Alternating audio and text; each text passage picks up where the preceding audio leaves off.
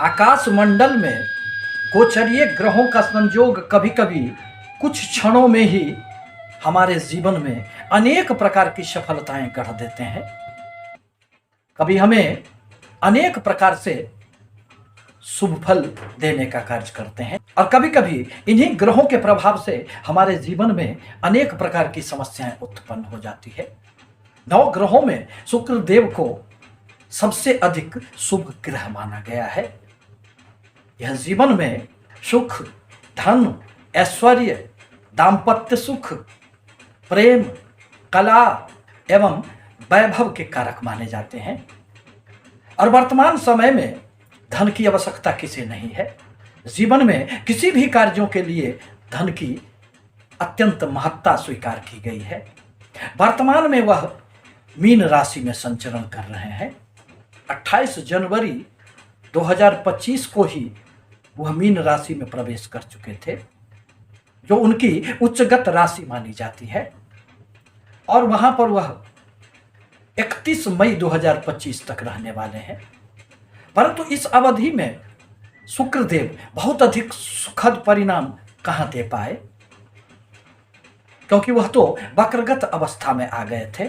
2 मार्च 2025 को वह वक्री हो गए थे और ज्योतिष शास्त्रों में कहा गया है कि कोई भी उच्च ग्रह यदि वक्रगत अवस्था में आते हैं तो वह अपने नीच का फल देने लग जाते हैं, अर्थात उनके शक्तियों में कमी हो जाती है। परिणामतः धन के देवता, सुख ऐश्वर्य के स्वामी शुक्रदेव प्रत्येक व्यक्तियों के जीवन में जो एक शुभता उत्पन्न कर पाते, उसमें वह स्वयं असमर्थ थे। परंतु आज ही के दिन 13 अप्रैल 2025 से अब वह पुनः मार्गी हो रहे हैं। मीन राशि में उच्चगत ग्रहों का मार्गी अवस्था में आना अब 31 मई 2025 तक प्रत्येक व्यक्तियों के जीवन में अपने शुभ प्रभाव से हर प्रकार की समस्या को समेटने का कार्य करेंगे। मैं प्रोफेसर सतीश चंद्र झा अपने चैनल में आपका पुनः स्वागत करते हैं। इसी संदर्भ में आज मैं सिंह, कन्या, तुला एवं वृश्चिक राशि पर इसके पड़ने वाले प्रभावों को लेकर आपके समक्ष उपस्थित हुए हैं। जहां तक सिंह राशि का प्रश्न है, आपके लिए तीसरे एवं कर्म क्षेत्र 10वें के स्वामी शुक्रदेव बनते हैं। वर्तमान में वह अब उच्चगत स्थिति में आपके अष्टम भाव में प्रवेश कर चुके हैं, जहां उनको राहु एवं शनि का भी साथ मिल रहा है। परिणामतः आपके जीवन में थोड़ी बहुत तो निश्चित रूप से शुभता आएंगे। यूं तो कर्म क्षेत्र के स्वामी का अष्टम भाव से संबंध बनाना थोड़े से नौकरी एवं व्यवसाय में परेशानियां भी देने वाले होते हैं, परंतु इसके बाद भी आपको कर्म क्षेत्र में इस अवधि में खूब उन्नति होंगे।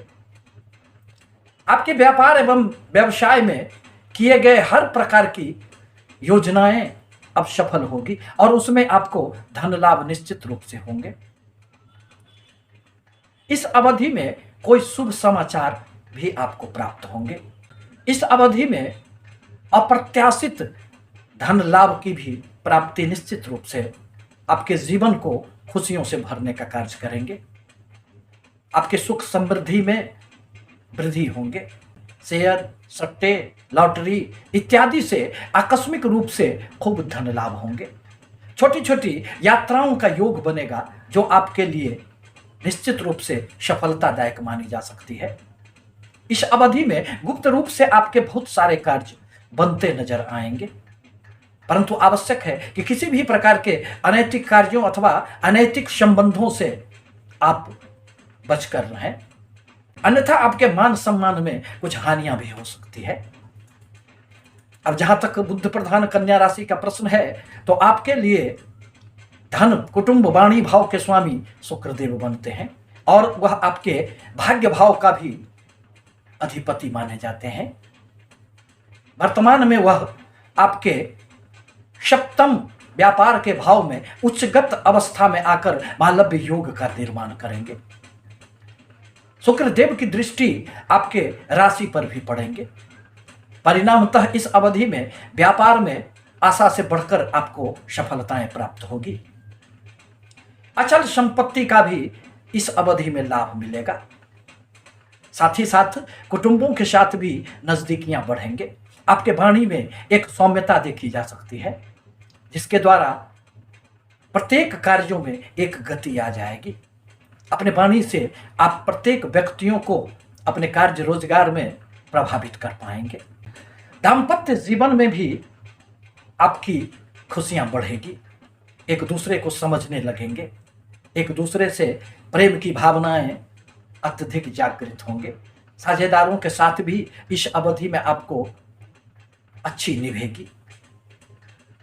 आपको इस अवधि में कुछ सुखद यात्राओं का भी संयोग बनेगा। विदेशों से संबंधित भी आपके कुछ कार्य बन जाएंगे। कुल मिलाकर शुक्रदेव का यह गोचर आपके लिए सुखद रहने वाला है। अब जहां तक तुला राशि का प्रश्न है, तो आपके तो राशि के स्वामी ही शुक्रदेव बनते हैं और आपके अष्टम भाव के स्वामी भी वही बनते हैं। आकस्मिक रूप से आपको इस अवधि में खूब सफलताएं प्राप्त होगी। आकस्मिक धन लाभ भी आपको इस अवधि में खूब होंगे। आपके आत्मविश्वास में वृद्धि होने से मन बड़ा प्रसन्न रहेगा। शत्रु इस अवधि में अब आपका कुछ नहीं बिगाड़ पाएंगे। आप शत्रु पर निश्चित रूप से हावी रहेंगे। छात्रों के लिए जो कंपटीशन की तैयारी कर रहे हैं, उनके लिए यह एक सफलता देने वाला समय होगा। यदि आप कोई ऋण लेना चाहते हैं तो इसमें भी आपको सफलताएं मिलेगी। इस अवधि में गुप्त रूप से आपके अनेक कार्य पूरे होंगे, परंतु अपनी किसी भी बातों को किसी पर जाहिर करने से आपको बचना होगा। थोड़े से स्वास्थ्य पर भी आपको ध्यान रखने की आवश्यकता पड़ेगी। अब जहां तक मंगल प्रधान वृश्चिक राशि का प्रश्न है, तो आपके लिए सप्तम भाव व्यापार, दाम्पत्य सुख एवं आपके द्वादश स्थान के स्वामी शुक्रदेव बनते हैं और वह अब आपके पंचम त्रिकोण स्थान में उच्चगत अवस्था में आकर आपके जीवन में अनेक प्रकार के शुभत्व लाने का प्रयास करेंगे। इस अवधि में आपके व्यापार एवं व्यवसाय में जबरदस्त लाभ होने की संभावनाएं बनेगी। सुख के संसाधनों में आपको खूब वृद्धि होंगे। आप अपने लिए इस अवधि में अनेक प्रकार के सुख के संसाधन जुटाने का प्रयास करेंगे। इस अवधि में आपको आकस्मिक धन लाभ भी खूब होंगे। संतानों को खुशियां मिलेगी। संतानों से संबंधित कोई समस्याएं थी तो वह दूर हो जाएंगे।